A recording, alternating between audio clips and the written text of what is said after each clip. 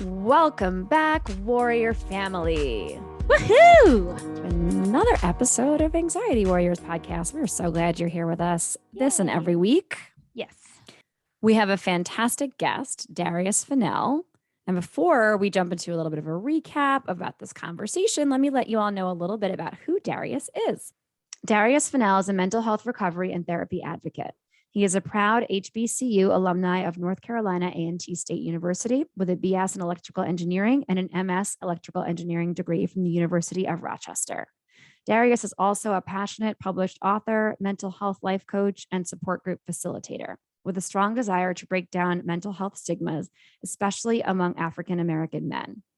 Leveraging from his own past mental health struggles and recovery, Darius desires for those who struggle with their mental health to never lose hope and find the courage to pursue the help and life tools needed to thrive. So, Abby, share with us a little bit about this chat.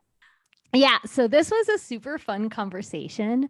I love that we connected with him through Instagram. I really love that this is how we find our warriors. So Darius starts off by sharing how he grew up very competitive, and he was always on the go. And people would tell him like, hey, slow down, relax. And part of him was like, nah, I don't need to do this. And the other part of him was like, what does that even mean? But the thing is, he had these signs of anxiety all along the way. He had catastrophic thinking, which, his friends, told him he was doomsday thinking. And he struggled with perfectionism. And all of this eventually led to him having a panic attack and experiencing agoraphobia. And so he just really shares his story of, what happened after the panic attack and how he's navigated and accepted having anxiety, how he's cared for himself, and now how he's using his tools and using his, self-compassion and understanding to help others. This is a really powerful story. I just so appreciated how vulnerable he was throughout it, because anxiety is rough, and yet he finds this hope and this humor that he threads throughout. And the other thing in this story, like when you listen, he has this beautiful way of using a car as a metaphor for anxiety that keeps coming up in different ways, and it just paints this beautiful picture of anxiety, but when thinking about how one would take care of a car. Yes, it was such a great chat. We know all of you warriors will love it as much as we loved having it. Here's the show. Welcome back, Warrior Family. We are so excited to be joined today by an incredible guest. Darius, welcome to the show. Thank you for having me. Excited to be here. Yay. Yay. So we've been connected on Instagram for a while now, just like sharing a love over old school jokey memes and silly gifs. And I have to say, you have a gift for like creating that stuff. Thank you. Yeah. Just want to throw that to you. Yeah, it's so much fun making those. And some of them are based on things I've seen in real life, or just I'll be brushing my teeth and it pops in my head. I'm like, okay, I got to make that in Canva right now. So I hear you on like when the content comes into your brain, you better hurry up and make it, because otherwise, right. For all of our anxious warrior brains, sometimes it's like, oh, I have a great idea. But then if I, let it go for too long, great idea gone. Mm-hmm. All right. So let's just dive right in. We love to start with asking all of our guests to just share a little bit about their anxiety journey, how anxiety shows up for you in your life, how it showed up for you. So, anything you want to share about that would be wonderful. Anxiety is no stranger to me. It's nothing recent. This has been something I've dealt with all of my life. Been, a worrier, probably from the time I can remember my earliest memories. Like growing up, one of my nicknames was Doomsayer, because I would always think of the worst case scenario. And I'm like, well, what if this happens or such and such happens? And they're like, why would you say that? Don't be a doomsayer, But it's something that I've always been aware of, but up until recently, I would say when I turned 40, like 2018 was not a great year. I think that was a time of coming to terms and knowing that this isn't going to be something that you're going to bounce back from in 2 weeks, right? This is something you're going to have to really work through and get help and be vulnerable and talk with people and all that stuff. Prior to that point, I'd gone through periods of ups and downs of maybe intense stuff, but maybe it was related to graduate school, or you had a new baby, or you just started a new job, stuff that, you come into that's new, and because there's unknowns or uncertainty, it's natural to have anxiety. But you add in the fact that I'm an empath, you add in the fact that perfectionism comes in, it's always been more, heightened for myself. So, but there's a point where, the bill comes due, and now that this is more than just, being nervous or just someone who wants to strive and do well. Like, this is something you're going to need extensive help for. So, and even that in of itself, coming to terms with, oh, wow, like I can't just resiliently bounce back from this. Like, it was hard to deal with. I fought with that for months. And one of the biggest things now that I deal with or talk with when I'm dealing with people, or I'm doing support groups, is dealing with stigmas. Like, let's get right into it.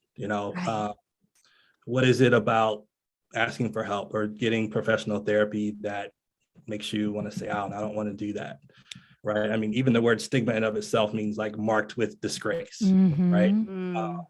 And you see my other shirt, his grace, his mercy, his therapy. So I'm a Christian, but even within that community, there are stigmas there, medicine, going to therapy in of itself, digging into like psychology and stuff. It's like, oh, all you need is the word of God, and that's it. Well, if you broke your leg, would you say that? If you had an issue with your heart, would you say that? Right. Not necessarily. And it's not to say you can't be miraculously touched or healed, but there's other things that you have to, walk through and connect to other people and actually ask for help. That was my biggest issue and delay. I would even say going back to as early as undergraduate school, is where like independent people who didn't know each other would say the exact same thing to me. Darius, you need to slow down. Wow. I don't know what that means. I don't know what that means. That Right. slow down, that means I have to deal with all these insecurities that I've busied myself and not have to deal with. Right. But once you're on the shelf, or, even now with the pandemic, everything's slowing down. It's like, ooh, all these creepy thoughts and things that you had in your head that you were able to outrun or outachieve or outwork or outperform. Oh no, we're here. And you're gonna be, what are you gonna do? Right. So like that's even where I got the name Beyond Anxiety from, right? Not necessarily trying to get away from anxiety, but okay, now that it's here, now what? What are you gonna do now? How are you gonna deal with this? How are you gonna face it? Because it's not going anywhere. Right. So initially, I thought I could sleep it away. If I'm overworked, then I'll just relax for a few weeks, right? And this will kind of get better on. It didn't.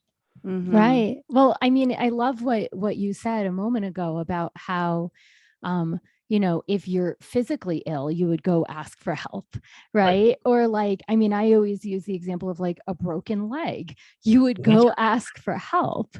And with mental health and with anxiety, there is definitely a stigma, and it's like, you should just deal with it, right? Get over it. It's just worrying, and right. So then we go these other routes, like I'll sleep it away. I will overwork myself so I can show how good I am. And, we do all of these ways of avoiding this thing that's with us all the time. It's like, we still have a broken leg. It's still there. We're not getting help from it. We're just making it worse and worse.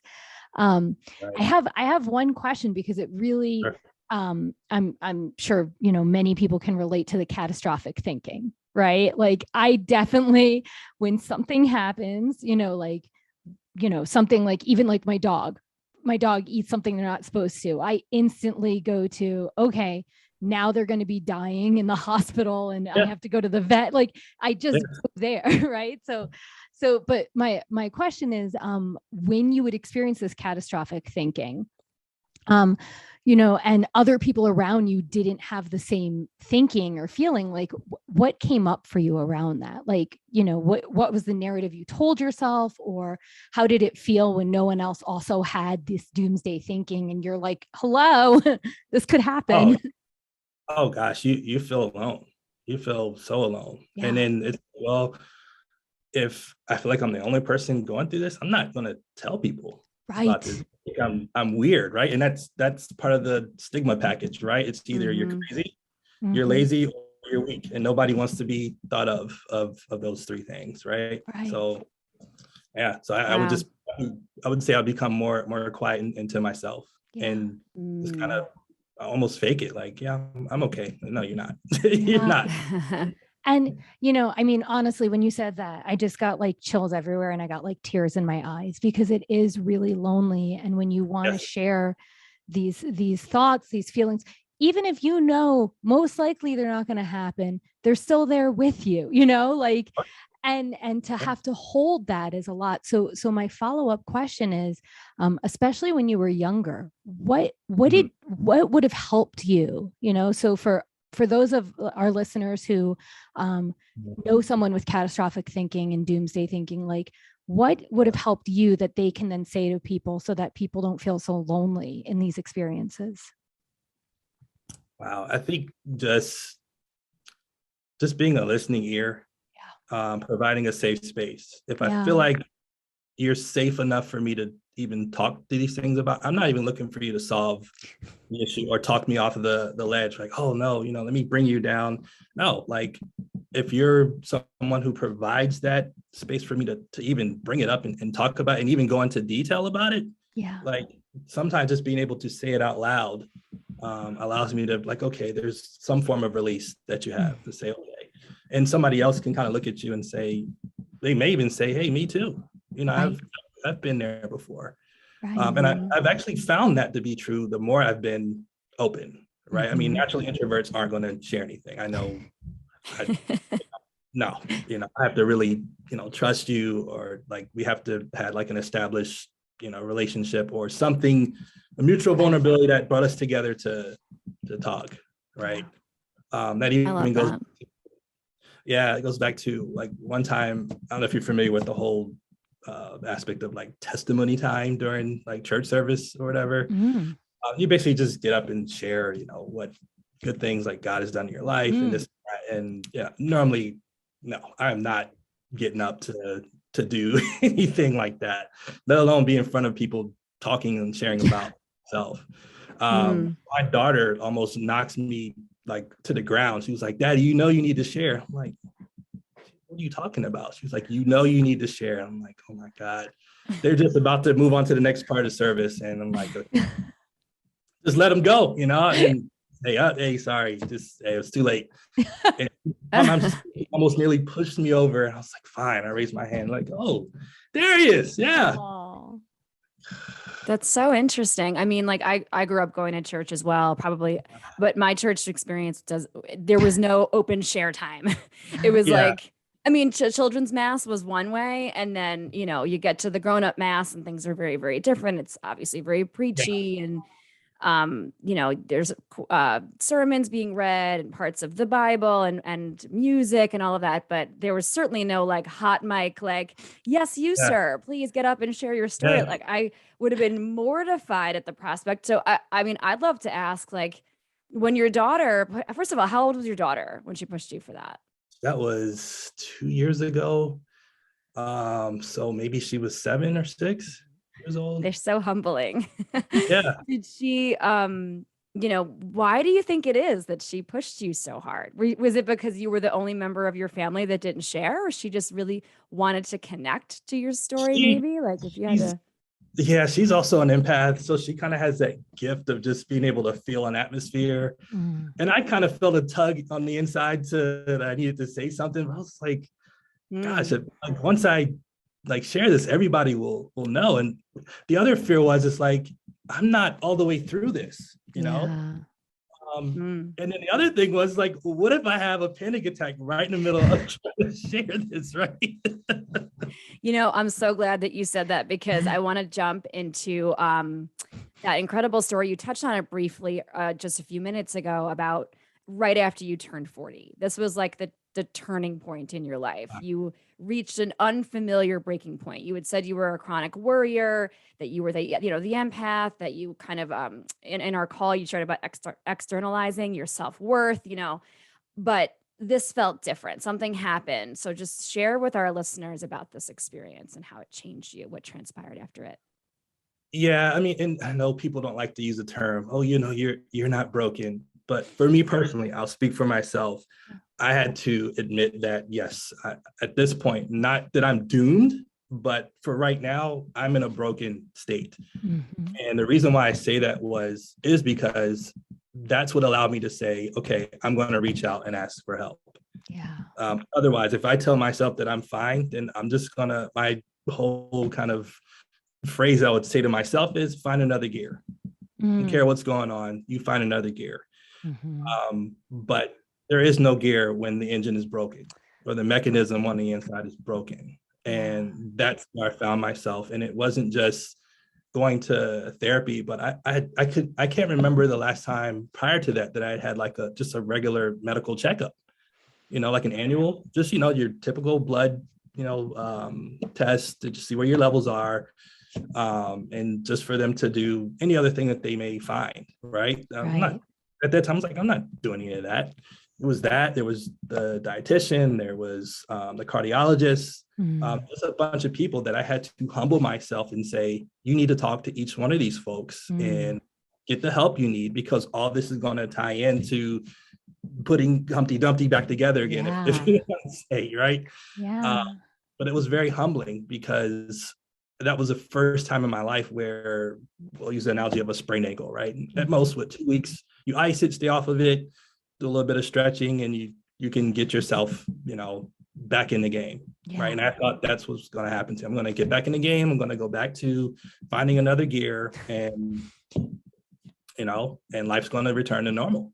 And it did not. And I'll tell you, when I first noticed something was off, I was actually in Vegas on a business trip, and there's a building or like a ride called the Stratosphere. It's like one of the tallest buildings in Vegas, right? So they have these roller coaster rides that are on top of and I was like, I got to do this, right? And so I forgot the name of it, but it's the one that's on top of the building, and it shoots you up in the air and it comes down, right? A major like rush. Like I'm like, I love this. I get back to my hotel room and I'm not coming down. And I'm like, okay, that was fun, but I'm still fired up right now. Yeah. And that was like October of 2017. I was like, okay. By the next day, I was okay, but it was just kind of those things you put in the back of your head, like, okay, that was different. That normally doesn't. Usually, if you're enjoying something, you have fun. It's, this is great. Fast forward to January, and right around my 40th birthday, was doing a work assignment, had 2 weeks to do. I decided to do it in 3 hours. I'm gonna take a nap after these 3 hours. Yeah. And my body was basically like, I don't know if you remember the movie, was it Captain Phillips with Tom Hanks? Yeah. Yes. When the pilot was like, look at me. Yeah. I'm captain now, and that my body was basically like, no, you have continued to, neglect rest and recovery, and you finding your other gear, and, not giving us the sleep we need, the hydration, the nutrients, mental health care, and all that stuff. And so now we're going to set off some alarms until we've gotten your attention. Wow. So woke up right in the middle of a panic attack. Oh gosh. Yeah. Heart rate was around 140 at rest. And I looked at my wife and I was like, take me to the hospital now, because I don't know what this is. This doesn't feel right. Shortness of breath. I wasn't sure if I was going to black out. Right.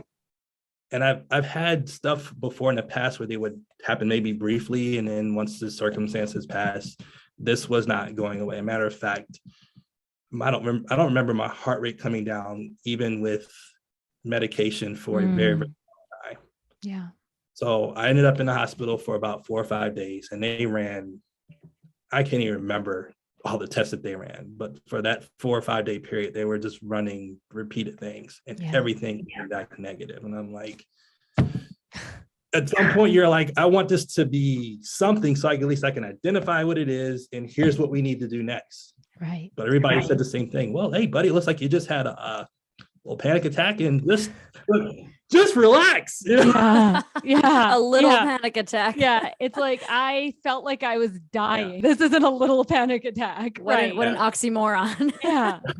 Prior to that, we as a family, we had experienced so many extreme things, right? We moved a couple times, changed jobs. We had even lost a baby. That was 2017. So that also had kind of been part of the 2017, you know, you need to get help deal. Like, it was the same thing. It was like, all right, we got through that period of having to deal with, you know, what comes after losing a child. And I was like, okay, another gear, push the clutch in and take it up another level. And that was the time. I even had someone on deck, like insurance will help you to find, you know, any type of mental health, whether it's somebody who's in a specialty or just general or counseling or anything. They kind of take all the hard work out of finding someone. Right. I had one on deck and I was like, stigma. Right. You know, been through hard stuff, or we'll be okay. Right. But if I could go back in time, I don't have many regrets in life, but that is one right there. If I could go back in time, I would have said, hey, buddy, go ahead and get that therapy, get that counseling. Right. Right. Because even finding a therapist is hard, even that's hard. So the fact that they were like, here, we will lead you to someone. And I had it right there and I didn't do it. Yeah. So for all you warriors, if you have the opportunity, take it. You know, it's like there's nothing wrong with therapy. You know, I think it's so interesting too, the way we've heard this so many times, and our culture feeds on it. It's like there's no rewards for taking breaks or pauses or resting. It's not rewarded in any way. It's certainly not financially, right? So like we're always skating on the thinnest ice, hoping that we're not going to land in the icy water and break through the lake. Like, and it's messed up. It's sad. It's heartbreaking that like so many of us grew up feeling like, and are still, even with all of the breakthroughs that mental health has had in the last, couple of decades, especially in the last few years, and more emphasis on and trying to pay attention to your mental health and notice how you're feeling and speak about how you're feeling. And I just feel like it's heartbreaking, but at the same time, it's so frustrating that there aren't more avenues for more folks to explore therapy or explore different ways of tackling the things, their doomsday thoughts, the things that are going on with them emotionally, mentally. And it's just, so I just wanted to validate everything that you shared about sort of like, for me, that image came up for me when you were just speaking about skating on thin ice. It's like, we're all just trying to stay afloat here. We're expected to do it alone, or we think we're expected to do it alone, because not enough folks are like, hey, you have health insurance? Well, if you're lucky enough, great. But maybe, not everybody has that. Let's just say that that's a privilege, right? So like, but if you do, and if you have the ability, you don't have that barrier up for therapy or different types of mental health techniques or medications or whatever it is you might be able to explore, if we had people screaming like, here, I have this thing that might help you, you can at least check it out. Without the stigma, without the worry about people looking at us like, oh, that person must be crazy, or that person must be weird, that person must be messed up. It's like, no, these are all just shared human experiences and things that most people experience at least sometime or at some point in their life, regardless of trauma or not. So absolutely. When you say that, though, it makes me think of the shame that if I were to fast forward to coming home from the hospital, like, the symptoms and the tachycardia, the fast heart rate palpitations, those didn't stop. Matter of fact, in some instances, it got worse. It got so bad, I couldn't watch TV. Like, my body was like, what is the term? The dysregulated nervous system. Hypersensitive and always in the flight or fight zone. Not come down from there, I couldn't look at my phone. I couldn't watch TV. Most of the time I would sit in like my bedroom. And so when you encounter enough of that, you start to put meaning around what's safe and what's not safe. And so getting in a car and driving somewhere, no. Going to the grocery store, no. All the stuff that we take for granted, that's pretty basic. No, that's gone.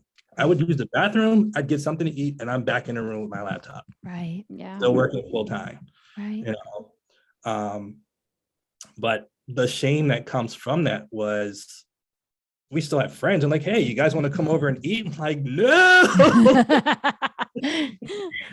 Are you kidding me? I can't even leave my bedroom, you know? I'd maybe go to like an appointment, but there were times we're talking maybe a building that's maybe 4 or 5 miles. And there were times I'd have to pull over 3 times just to get there. Yeah. You know? Yeah. So I guess the term is agoraphobia. Basically coming out of all that stuff was like basically learning how to walk again. You know, I started with something, this is going to sound funny, right? My first step was go downstairs and touch the doorknob. Day 1, okay, you're done for the day.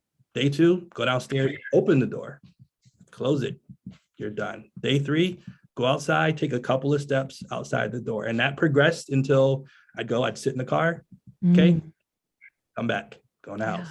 Next day, start the car up.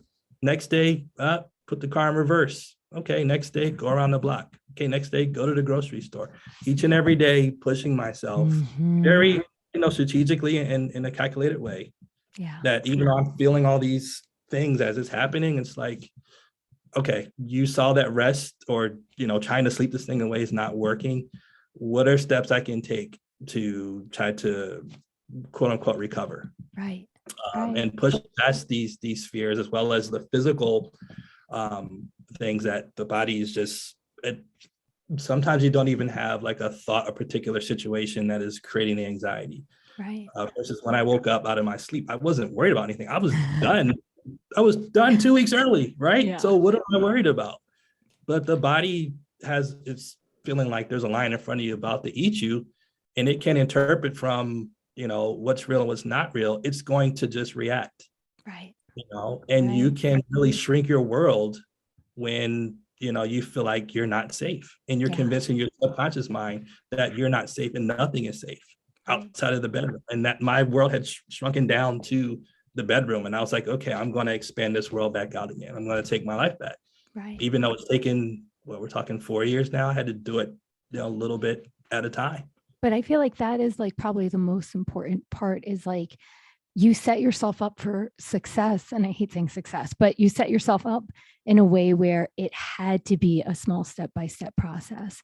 Because if you just like pushed yourself to get in your car and drive somewhere, like who knows what would have happened then, right? You could have had another panic attack. It could have, right? Yeah. And I think that, especially with mental health or even with physical health, you break a leg, you have to go to physical therapy. You can't just start like doing jumping jacks right after you break your leg. And it's the same thing. It's like, first things first is touching the doorknob and feeling the sensations that come up with the doorknob. And so I feel like that is such an important piece, is just the acknowledgement that this is a process and it is a slow process, but good things can come with that patience of it. Yeah, I hated it in the beginning. Right. There were things like my therapist telling me one of the biggest things I needed to have was self-compassion. I just, to be honest, it infuriated me. I'm like, compassion? No, change the oil in his engine, put me back in the race. I want to hear about this lovely work. Yeah, stuff. I don't want to do all that work. Yeah. It's the race culture we live in too, right? It's the keep up with the demand, keep up with your life, your schedule, your everything. It's exhaustive. So tell us a little bit, you mentioned a lot of the agoraphobia stuff. What is some of the ways that anxiety continues to show up or had showed up at that time, or more generally speaking, in your mind, in your body, in your behaviors? Oh gosh. Yeah. So the one that I probably hated the most was the chest tightness. Yeah. Because that one felt like and that was my mindset coming from the hospital. It's not my anxiety, it's something wrong with my heart. And so the majority of time I spent with my cardiologist trying to convince him there's something wrong with me. He's like, look at my screen, look at all these labs and stuff. Everything here is normal. We've done 3 EKGs, cardio, whatever you call it, any scan that they could possibly do, and nothing here is showing that you have an issue. I even had to wear one of those, there's like a monitor you wear, like sticks to your chest for like a week or 10 days. And he showed me all the graphs and lines and stuff. He was like, there are no abnormalities here. Wow. You're fine. That was the one I hated the most. GERD, acid reflux, another one. Let me see, shortness of breath, insomnia. And that one will send you down a spiral, because if you don't rest, there is no recovery, right? Let me see. Trying to think of some others. Those were I'll probably say the ones that stick out the most. Yeah. And those are all like physical. So it's like, what's wrong with me physically? Let's put the Band-Aid on. Let's fix it. Let's get it going. Right. And yeah, it all manifests physically. And that chest thing is terrifying. Like when you feel like your heartbeat off, when you feel that tightness, it's like, please help me. But oh wait, it's my mental health. Yeah. And it's I would say like my relationship to anxiety now, I don't know if you remember Q from Star Trek. No, not a fan. So he was a character that would kind of show up like just out of the blue, right? And he was like the cards, like the head guy on Star Trek. He was like his nemesis, and he would just show up out of nowhere, right? Kind of like Agent Smith and Neo, like Mr. Anderson, like and Neo's like again, you know. Or you can think of it as like the rain, right? It's coming. You can't stop it, but it's gonna pass. Yeah. Right. Some days you have a nice umbrella, other days you slipping and falling in the mud, right? But you can get up and keep moving.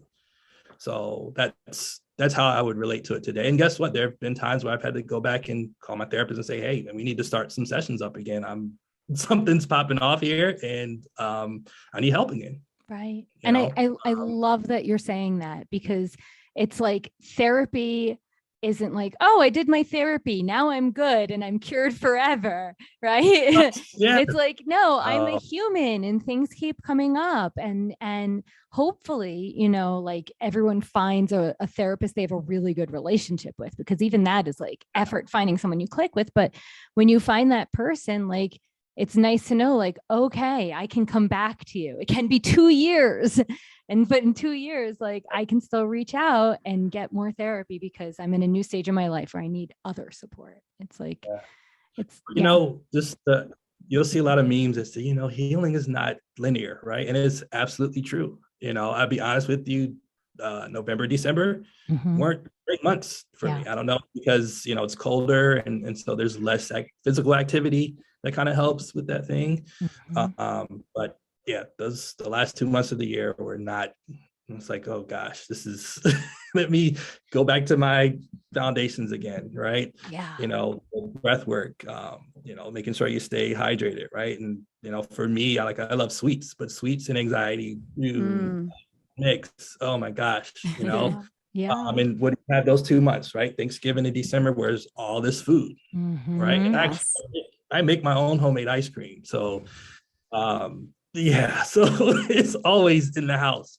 Yeah. So, I love how much I'm hearing so much agency and everything you're saying, right? It's like, I'm having a rough spot. I'm going to go ahead and call my therapist. It's time for another session, so like, I just think it's so empowering to hear from folks like you that are taking their anxiety for what it is, understanding it, trying their best, even though it sucks and it's really hard and we wish we could just skip to the good part.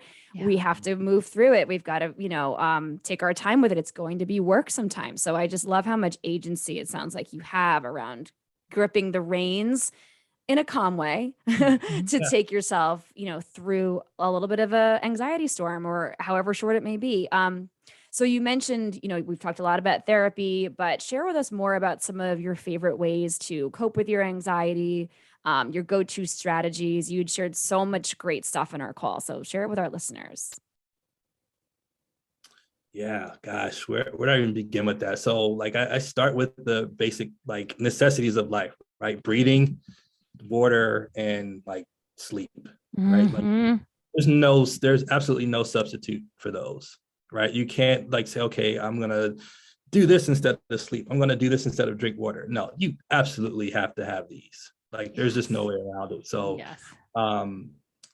setting goals for those basic necessities, like I've had to kind of reset things for the beginning of this year. And I'm not a big resolutions fan, but just know where I am now and understanding what my core needs are, is what kind of, drives this thing now. Right.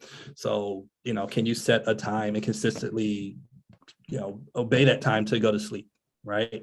Maybe you aren't a big or consistent with drinking water. Maybe you start with, say, I'm going to drink 50 ounces a day, right? Even though the kind of general rule is half your weight in ounces, right? Maybe you work your way up there, at least say, I'm going to start at this point, right? And even create like a spreadsheet that you can check off and see how you did, right? What was the other thing? Breathing. So many different apps out there, right? For meditation. Headspace, Calm. There's some other ones I've seen on TV and some of the social media ads, right? One of my favorites is Headspace. And actually my PCP had mentioned that to me. And first, again, coming from church, it's like, if you get into this mystical stuff, that's the devil. You better let that stuff alone, right? But she actually sent me to a UCLA website that had research and stuff. And my background is engineering. So I'm like, ooh, numbers. This approach is something that I can, digest and kind of, I'm more receptive to this versus some of the other stuff that has more of a mystical spin on it. But, we only know in part, and each kind of space has its own way of expressing it. That's what I'm learning now. Right. But even something as short as a 5-minute, body scan, your eyes are closed, you're listening around the room, you're bringing yourself into your present space. Right. Scanning from the top of your head all the way down to your feet, back up again, doing that a couple times. And then before you know it, 5 minutes are gone. Right. I noticed, I would say after about 3 days, especially in the heyday of 2018, of like in the midst of the heavy anxiety, after about 3 days, I noticed a huge difference with that. Wow. And so it's something that I continue to do, not as consistently, but as far as like one of those tools that you have in your arsenal, like that's definitely one of them. Another one that's been night and day is magnesium. And magnesium glycinate to be specific, because citrate and some of the other ones will give you the bubblies if you want to keep it TMI. And so you go over a certain amount with that and you're gonna have problems. But glycinate won't give you that issue. But that one, fish oil. Trying to think, are there any other ones? L-theanine. I've heard of that. Yeah. You can also get that in capsule form. Let me see. Understanding physiology. I've started to scratch the surface with like functional medicine, but physiology, basically understanding how your body functions and how do I cooperate with that. Right. The vagus nerve, like I just started to learn a little bit, right? Parasympathetic and sympathetic, right? How do I activate it, right? Actually, before this talk, I took a nice cold shower, just to kind of, that's another one that was, if I'd say. After we chatted and you brought that up, I swear, Darius, I heard that from like 3 other people in like the same week. I was like, I heard that from you when we chatted, and then I heard it from like 3 other, one of them was on a podcast, and I was like, oh man, this is something I don't think I could ever do, but it's so interesting how many people are talking about it. Yeah. There's a lot of like the ice baths and ice showers. Yeah. That sounds horrible. I'll be honest, the first few times it sucks. The biggest mistake though is like turning in the water down too quickly or just into cold. So what I do now is like you do your normal bathing routine, and then I would say turn the knob to cold like 1/32 of an inch at a time, right? You turn it a little bit, feel it, okay, count to 10, turn it a little bit more. Now I can turn a lot faster. Earlier I just, boom, I was like, all right, it's cold, all right, boom, all right, take it all the way down, okay. While you're doing that, I'll say while I'm doing that, this is where I use my affirmations, right? Because for me, the actual initial shock from it mimics a panic attack. So now I'm teaching myself Oh, how to relax in the middle of being uncomfortable. yeah. So go back to the breath, slow your breathing down, Yeah. belly breathing, not from the chest, but down from the belly, slowing it down, and whatever your favorite affirmations are. I'm safe, I'm loved, I'm going to be okay. And then untense your muscles, because the initial kind of habit, or just instinctively, is to lock up and say, oh my God, it's cold, right? No, it's another form of acceptance of the present moment. Yeah. And I love that like the willingness to go into discomfort to show yourself you're okay. And that's the pathway that's absolutely the pathway to healing, is through the discomfort, accepting. And then your body you'll notice there's a point where your body will say, okay, I'm over it. No danger. And feel everything come down. You're like, you know what? It's not even as cold as you thought. And that's the part where you have where you place meaning in what you're experiencing. Oh, this is horrible. Oh, this is dangerous. That's what your mind gave the meaning to it for. But it's not dangerous. It's just uncomfortable. And guess what? It's going to pass away. Yeah. It's like slowly dipping your toe into the cold water of the pool, right? Yeah. And getting in real slow, but then you're in, and after a few moments or minutes, you're good. Your body comfortable. And then when you get out, you're like, oh no, this is what's uncomfortable. And then it's adjusting all over again. So just the reminder that it's always an active practice, right? Everything, all of our strategies, everything we utilize in the moment when we're freaking out, or we're having, or we're feeling our anxiety start to spike, it may not, whatever worked today may not work in 5 minutes, may not work next week, may not work next year. And so just remembering and reminding yourself that it's an active practice. Everything we choose to do for ourselves can change. We've talked quite a bit about that on the show before. And also, we have sort of the agency over it too. Let's pick up something different. Let's try something else. Try something else out. All right. So, you could go back in time and speak to a younger version of yourself. What kind of advice would you offer young Darius? Oh goodness, so many different things. But the first thing I would say is don't wait for a crisis to get help. And that's what people think. Oh, I have to wait for a problem or a crisis to get help. You don't. There doesn't even have to be anything wrong for you to see a therapist.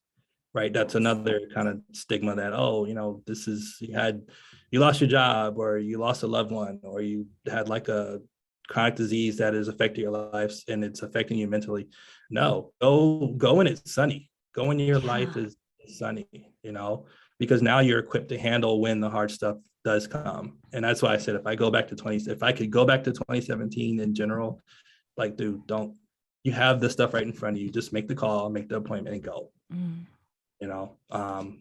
But I didn't. So the other two things I would say is perfectionism. Dude, nobody cares if you're perfect or not. You're the only one that cares.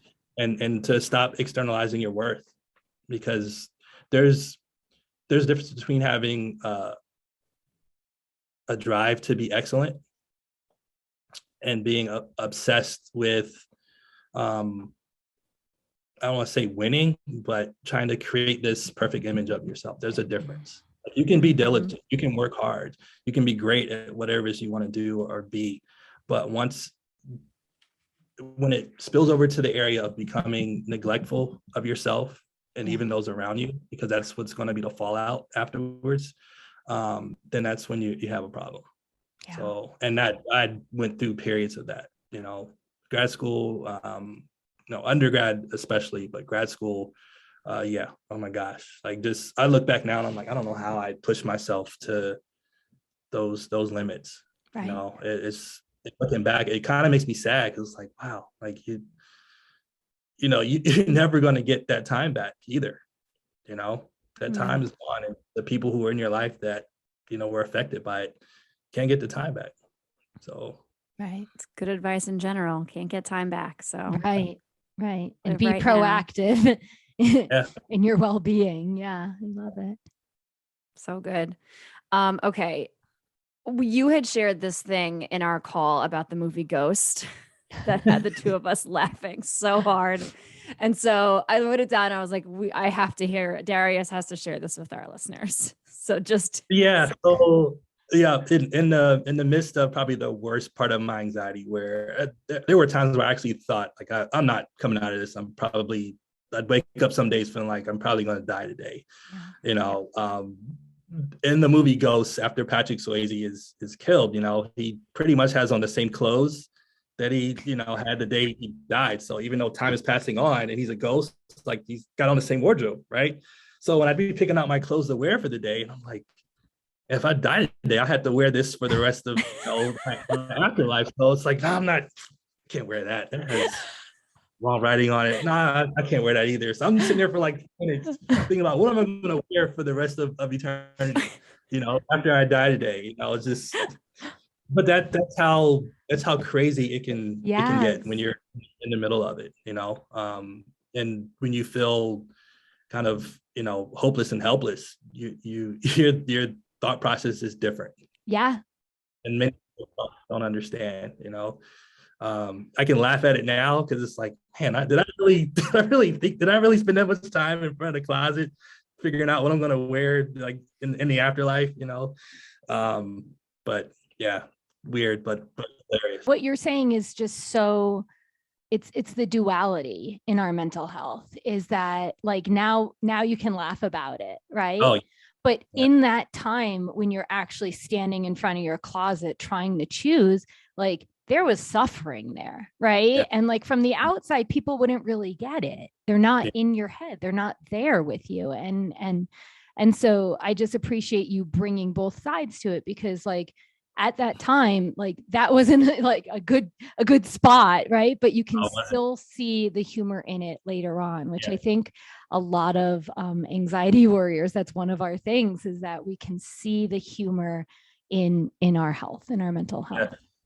Yeah. You have to, that's another part of the kind of unspoken tools, right? Is having a sense of humor, right? Being able to laugh at certain things. Actually, I think that releases certain hormones or happy chemicals when you do laugh. So yeah, and that's where a lot of the memes come from. Even though they're funny, it's like I probably have really experienced this. It's my way of kind of sharing that without making it so like, obvious. Yeah.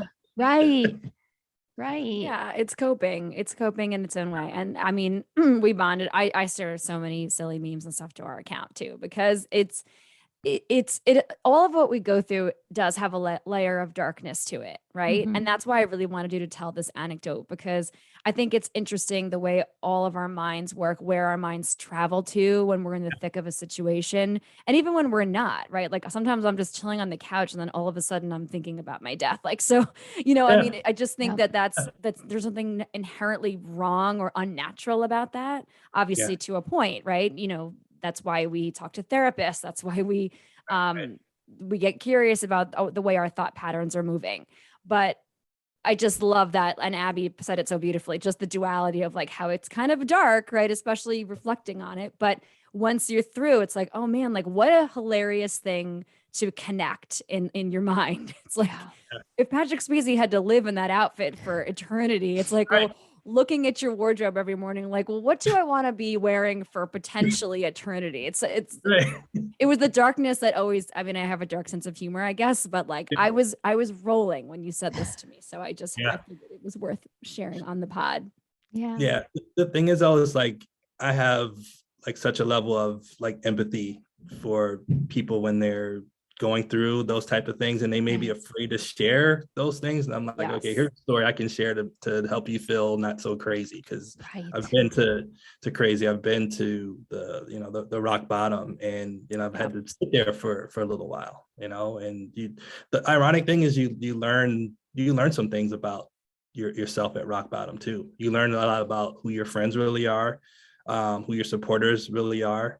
And you learn what's really important to you. So good. All right. So before we jump into lightning round, what does being an anxiety warrior mean to you? Being an anxiety warrior to me means a couple things. The first thing I would say is being vulnerable.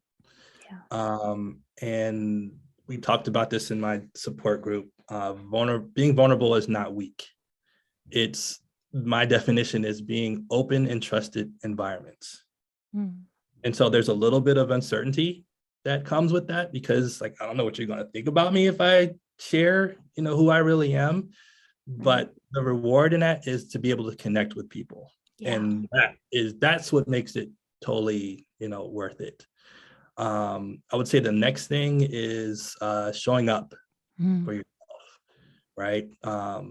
There's certain days where you don't feel like doing certain things, right? Like I thought it was, somebody may think it was silly for me to go and touch the doorknob, right? But for that day, that was me showing up and pressing the limitations and the walls that I created to protect myself, right? I would say the next thing is on the days, especially where you're not able to show up, is that thing my counselor told me, having self-compassion.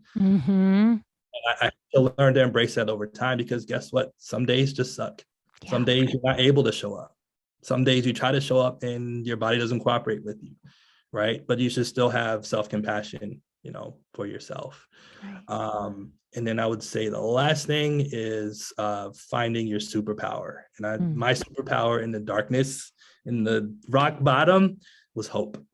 That's what I would say my superpower is. And even my counselor told me to write all the positive things I was experiencing, all the negative things that I was feeling. And the only thing I had at the lowest moment that I wrote on the positive side was hope.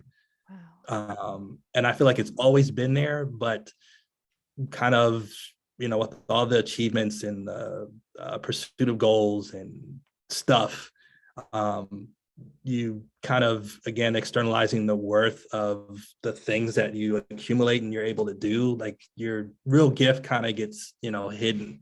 But once all those things are taken away, or you're not really in a position where you can do all those things anymore, what do you have left? Who are you really now? And for me, the answer to that was I'm hope, and that was what I locked into. And that's what helped me to kind of progressively, find my way back home. Right.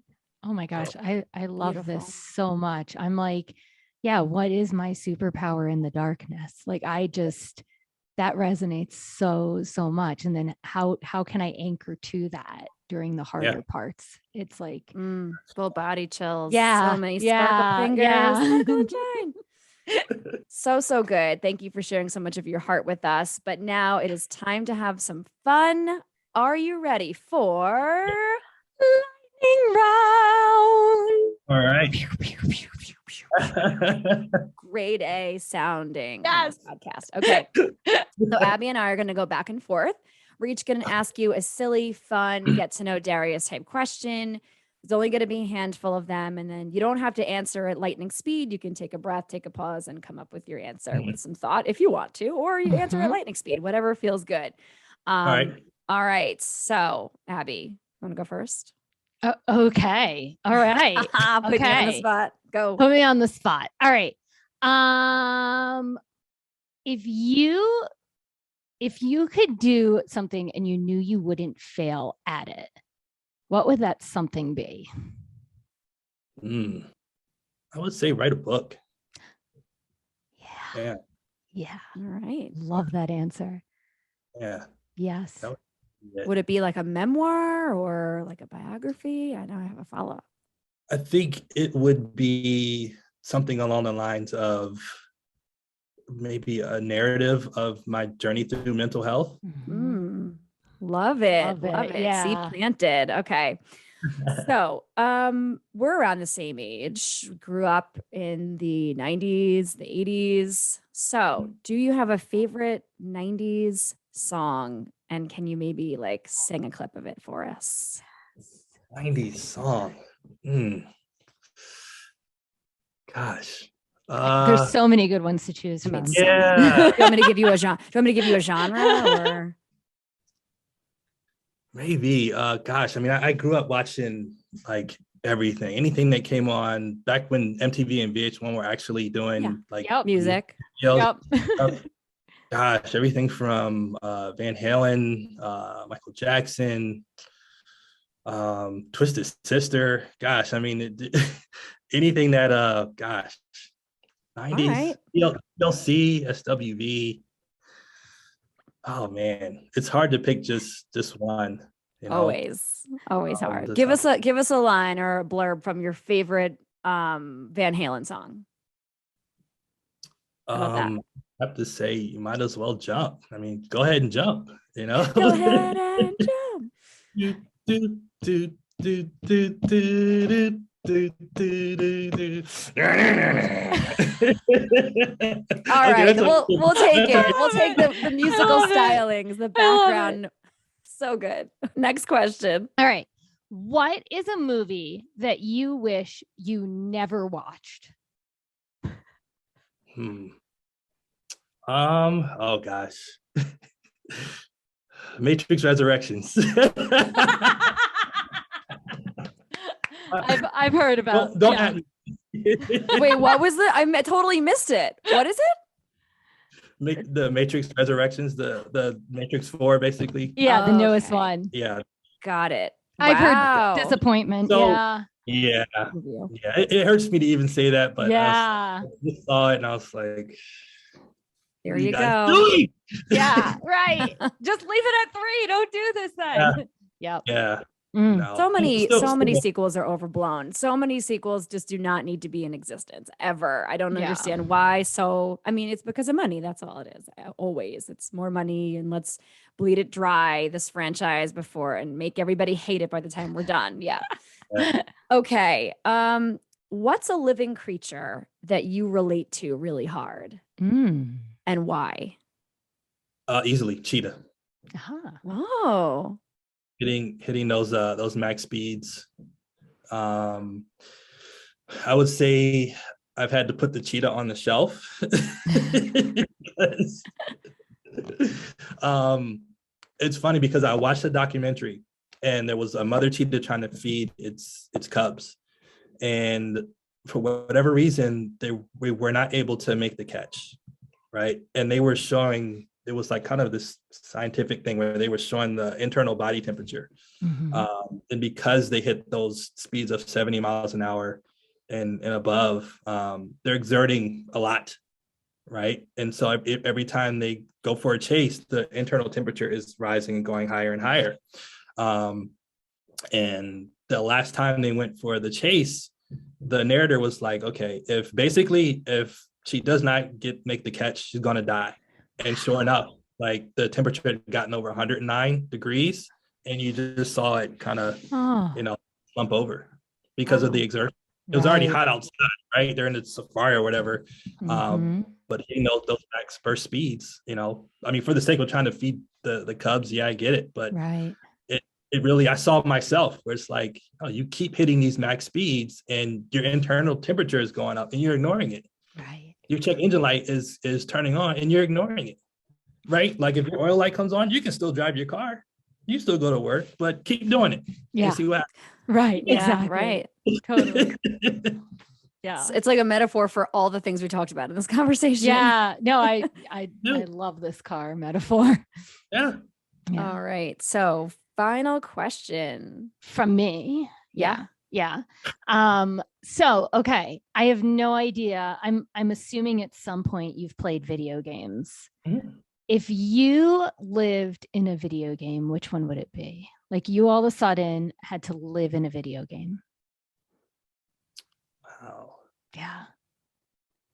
Gosh. It's a lot to pick from there. I mean, I know there's Mario Brothers would be, at least one. Yes. I would say more recently, Titanfall 2. Oh, I don't know that one. And then let's see. But yeah, Mario's the first one that comes to mind. I love it. Yeah, I grew up playing. I mean, my kids still play it now. So, yep. But yeah, Mario would be number one, no doubt about it. I love it. And you could do all the Mario worlds, right? I'll change my question now. So it's all Mario from first Mario Brothers to like Mario Odyssey and Luigi's Mansion, Ghost House, or whatever it is. Like, love it. Well, I mean, they advanced him as time went on. Like at first he would just be able to get the star, but then he could fly. Yeah. right? Turn to Right. a moon. Jump on clouds, right? Go to the Yeah. moon. Yeah. I know. It's it's a lot of fun stuff you can do. Yeah. I'm sweating super hard. Whenever anyone talks about video games, I'm like, I have immediate anxiety. So I think games are terrible. This is going to be a separate conversation for another day. All right. So final question from me, from both of us. If you could describe yourself with only 3 words, what would they be? Let me see. Empathic.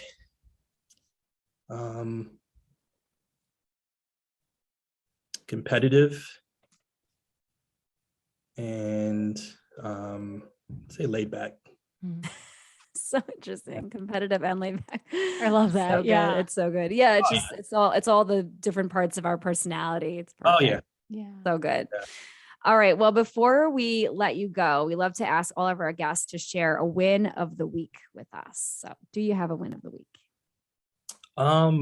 Yeah, that's pretty easy. I would say just being here with you all is the win. And I'd say just based on just like my introverted, personality, yeah, we don't like to get in front of, videos and mics and, I have my little lights and stuff like that. That's not something we're like, oh, I can't wait to, like today, I'm just like, man, this is just a fun conversation. Yeah. Awesome. So good. Well, we're so grateful that you were here with us this afternoon, and that this is definitely a win of our day for sure. So Darius, tell everyone where they can find you if they want to connect. Yes, you can find me on Instagram at beyond.anxiety_ is where I primarily do a lot of my different postings, and where you can, get in touch with me on a DM or comment on one of my pictures or whatever. I've also been doing, been featured in certain magazines. So now I'm starting to kind of, any calls for writings or poems or anything that I've started to do. I was actually featured twice in the Helpful Living magazine, one for just the story. And I think I sent you guys the article. Yeah. That one I submitted into Helpful Living. And then a poem I wrote when I was a couple years ago. And that was the thing, like I wrote that a while ago and I just sat on it, and then when a call came out for like poems, I just said, I'll send it off and see what happens. And like, oh, we want to, like, oh, really? Like, that wasn't my goal. Like I was going through stuff and I was like, oh, we'll see what happens. And then another magazine had reached out maybe a month ago. And they just had their feature, they just had their magazine release or pre-sale at the end of, actually on New Year's Eve.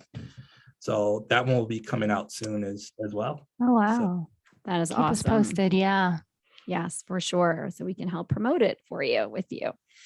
All right. Well, thank you so much again for being with us. Thank you, warriors who are listening, for being with us. We hope you have a great one, Darius. Thank you. Yeah. Thank you. Whoo, boy, warriors. That was such a great convo. I loved re-listening to our interview with Darius. He's just such a warm and grounded, sweet person that I just felt it was really, really super easy to connect with. Yeah, totally. That was there's so many parts to anxiety, and it was just a really honest conversation. And, it is also like one of my takeaways, I'm going to dive right into it, is the superpower. But part of, I feel like people that navigate anxiety, I feel like for many of us, one of our superpowers is humor and lightness, and being able to see the lightness in the darkness. And just really appreciate our conversation with him, because you could tell he's able to really see the humor and the lightness, even though anxiety sucks. Totally. But one of my takeaways, which ties into that, was just how powerful it is. Like when he said finding your superpower in the darkness, and he said his was hope. And like that is really like sticking with me, is when I'm having a hard time, what is that anchor? What is my superpower that I can remind myself of? during that, because I just feel like that is something that I can anchor onto to remind myself that even if I'm having a hard time with anxiety, there's still this piece, this superpower, this part of me that can help lead me through it or help anchor me back to remembering who I am or whatever I need in that moment. Yeah. Oh my gosh. So much of what you just said, so much of it. What I love so much about the way Darius speaks is he speaks very candidly, very, very honestly. Mm-hmm. And I had gotten the sense from him through our call and throughout our interview that like, he's an active person, not just certainly with how he tries to be active in his physical body, but like he's doing all the practices and the work that he's learning from therapy, from research, from books, from his support groups, right? And he's sort of like taking the anxiety that he has and doing what he can. He's using his own agency, his own inner power and resilience and resources to do something about it. And I just found him to be very, very relatable and empowering in that way. He had said this thing early on, which I definitely related to, where he was talking about how when he was younger and he would have sort of like dark thoughts or like you had mentioned briefly, like the doomsday thoughts, and he didn't want to share those because of his reactions that he would receive from people, he would stop sharing them. Right. Because and I wrote it down, he quote, didn't want to be crazy, lazy, or weak. Yeah. And it was like, wow, we really do put those stigmas up so young without even maybe saying the words crazy, lazy, or weak. But there was just something about those three words that really landed for me. And I feel like hopefully it can be really relatable for so many people out there who have dark thoughts or who are afraid to share themselves or be vulnerable and show up, and that you are not crazy, lazy, or weak. You're the exact opposite of those. You are a warrior. Yeah. And he kept sort of repeating that over and over again, it's just like, I'm strong. I'm a strong person. I am able to do the work, even though I don't want to do the work. Yeah. To move through my anxiety. Right. Right. Yeah, no, that was a really powerful piece. And I think a lot of people can relate to like the catastrophic doomsday thinking and the way he said it. It's like, we don't want to share this because of the labels and because people won't get it. They'll judge us, they'll label us for it. And then in that, there's a lot of loneliness and discomfort. Because these thoughts are horrible. Doomsday thinking sucks. And then to not be able to share it and be heard adds that other layer of suffering. And one of the things that he said, and I'm highly considering now because of the way he put it, was when he was talking about some of the ways that he like copes and cares for his anxiety, and he talked about the cold shower. Yeah. And what he said, it actually made me think of when I did the 10-day silent retreat at Vipassana, right? Because it's literally, you're just sitting in complete discomfort and you're teaching yourself that you're okay in the discomfort, right? Right. And the way he said it with the cold water is you have to like help your body understand that you're not in danger. There's not a threat. It's just discomfort and uncomfortable. And just the way he said it, there was something in my brain that was like, okay, I kind of want to try this now. It sounds absolutely horrible and I'm going to hate myself during it. Honestly.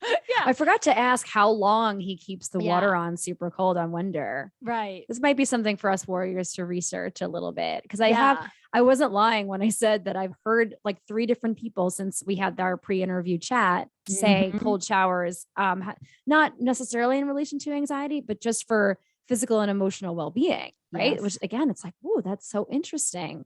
Yeah. And I didn't, it doesn't sound like something I want to try. No. But I might do it as well. Or at least I'm considering testing it out, right? Yes. It won't hurt just to add another potential tool to the bucket. Right. An experience, whatever it is. After the first one, we can decide how we want to move forward. Exactly. And I love anger or gratitude. He'll be getting a DM like, why the hell did you suggest this? No. I loved hearing about his journey, about how when he hit that breaking point, right? He had that full mental and physical break, that panic attack, when he had gotten that work assignment and then tried to complete it or did complete it in 3 hours and his entire body just shut down. Right. And I just think about how much courage it takes for a person that went through all of that to decide, okay, something in me is a little bit broken. It needs fixing. Right. And I know we've talked about this with a lot of our guests. It's like it seems that he's used therapy as one of his strongest tools for coping with his anxiety. And he mentioned it throughout, just like the tools that he's gotten from therapy, how it's made him feel. And I just, going back to the car metaphor a little bit that he had said, it's like checking your oil, checking your engine. It's like, let's not wait until we're in crisis before seeking help, before talking to a professional, before trying anything. So I know that second part was part of our, advice for your younger self question, but you don't have to wait to seek out support. Right. No, I mean, that was a takeaway for me too. That was something that really stuck out, was just, right. You don't have to wait for the crisis. You can actually get tools before any crisis. You don't even have to go to therapy because you're having a hard time. You could just go and see what happens, see what arises, and then possibly get some tools so that if and when there's a crisis, you already have a foundation of ways to support yourself. I really loved that piece to it too. It's like, you don't have to wait until you're stranded on the side of the road without gas and oil and your car's breaking down.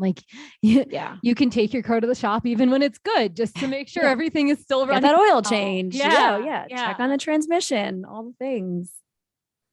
So true. I thought it was so interesting learning about his agoraphobia. This was something we haven't spoken to about. We've spoken to a lot of introverts on our show, but no one had expressed the level of intense fear about leaving the house that he seemed to have experienced after this break that he had when he turned 40, and everything changed for him. And part of our call, he had said, and he mentioned it a little bit in the interview, was that he was just so afraid of having a public panic attack.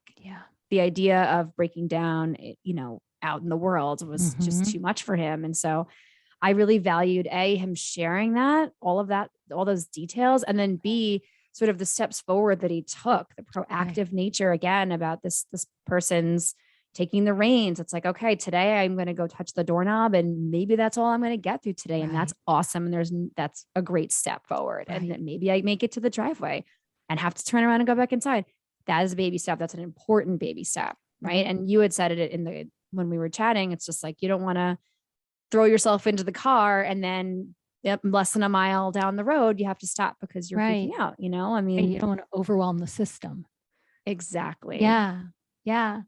No, when he was saying that, it actually made me think of our chat with Bailey and Kelly. And it also made me think of our chat with Rebecca, because Bailey and Kelly spoke about exposure therapy and how it's a step. You see a picture first, right? Before you actually hold a snake. You see a picture, you hear the sound of it, right? And it's the same thing with leaving the house. And it made me also think of Rebecca, because when she was changing some of her habits, it wasn't like, I'm going to become a runner and write in my journal for an hour every day and meditate an hour. It was like, no, what is this one small step I can take? Right. And I just think that part is so important. It's like some of us, I'll speak for me, I can get in my head and think I should be doing so much more. But if I push myself to beyond that edge, beyond that limit, I'm not going to do it again. Right. But if I can take that next small step to getting towards that edge, then each time I take that step, it's like building the habit of becoming that new version of me. So I really just appreciated that small touch the doorknob. Notice the sensations. That's all you have to do today is that. Right. Next day, turn the doorknob. Right. And it might sound small, but those are the hugest ways to actually build the habit to be able to, achieve what you're trying to achieve, rather than, like I said before, overwhelm the system. Right. And the beautiful part about it for me too is that it's universal. It doesn't have to just be about people that are agoraphobic or don't want to leave the house. Like the idea, as you said, about bringing it back to some of our previous guests and interviews, it's like there are so many reasons why we might want to take small steps towards a goal. Yeah. Even if the goal is as quote unquote simple, which we know isn't for everybody, as leaving the house. Yeah. Right. That's not a simple thing for everybody. Right. It's a really, really brave thing to do too, when you're experiencing something intense, agoraphobia, anxiety, whatever it is, alcoholism, it's just the only way through is going to be to do it one next right thing at a time. Right. Like that's the only way we're going to get through anything. And that's what's sustainable. Because if it's like, we're not going to, I might want to run a marathon. I don't, by the way, this is the world's worst example. I know. Hate running, but just the idea of like, I might want that goal of mine might be to run that 26 miles or however long a marathon is. I have no idea. Maybe that sounded right. 26 miles. It did sound right. Yeah. All right, let's go with that. 26 and a half. I have no idea. Whatever it is, maybe that's the goal, but I'm not going to go trying to do that tomorrow. That's my goal. I'm going to first get myself a good pair of running shoes. Exactly. Right? Like wear them around the house. Wear them to do the dishes. Throw back to Raina wearing her bike helmet. Yes. Yes. Oh man. I think there was just so much deep and valuable wisdom in everything that Darius had to share with us today. Yes. And, I just feel grateful that we had the chance to talk to him, that we have the chance to speak to so many incredible warriors on this platform, in this space. And so warriors, we'd love to hear from you. We want to hear from you regarding your wins of the week. We want to hear topic ideas, something you'd love for Abby and I to talk about here together on the pod. If you think you'd be an awesome fit as a guest on our show, we'd love to hear that as well. So reach out. You can find us at Anxiety Warriors Podcast on Instagram, or you can email us at anxietywarriorspodcast@gmail.com. And we will get back to you and hopefully be able to connect and keep growing and hearing more amazing warrior stories, because that is why we're here. Yeah. And warriors, we have, and we know you couldn't see Darius, although if you're on IG with us, you could see some videos we'll be sharing, but we have an amazing Anxiety Warriors Podcast merch shop where you can grab your swag for the anxiety warriors in your life or for yourself if you're a warrior listening. So we might be dropping a new image soon. New year, new merch. Coming soon.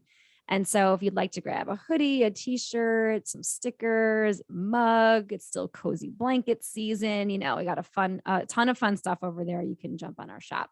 Link in show notes. And finally, if you are loving the pod and you are listening on Apple Podcasts, please smash that 5-star rating, drop us a quick or a long review. We love reading them all. And so exciting, Spotify finally has a 5-star rating opportunity.